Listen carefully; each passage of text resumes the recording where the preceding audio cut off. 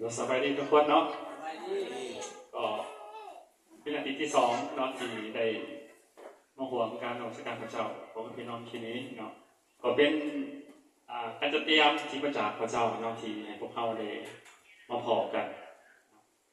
ก็ได้ยินคำพยานจากหลายๆคนที่ได้กล่าวไปนั้นก็เป็นคำพยานที่ดีสำหรับผ่านพระเจ้าเนาะโดยเฉพาะเลยก็คือคำพยานทางลูกเลี้ยงเนี่ยนอนเนาะเท้าอธิษฐานถ้า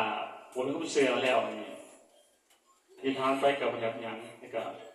จะบังเกิดคนยังเนาะดังนั้นการอธิษฐานนี่เป็น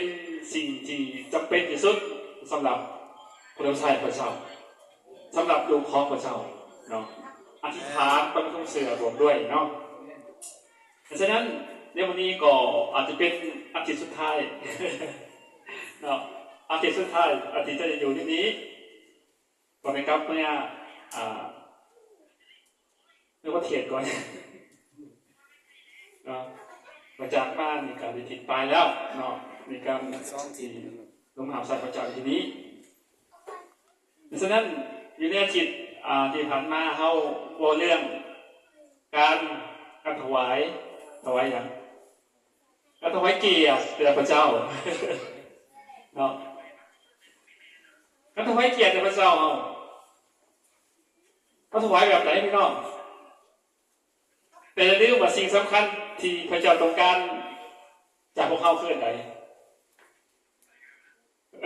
จะจมมุนฮะการถวายเราเนี่ยต้องถวายด้วยสุดจิตสุดใจสุดกำลังเราสุดความคิดของเราและการถวายของเขาเนี่ยสิ่งที่พระเจ้าต้องการที่สุดคือหัวใจเห็นไหมหัวใจของเรา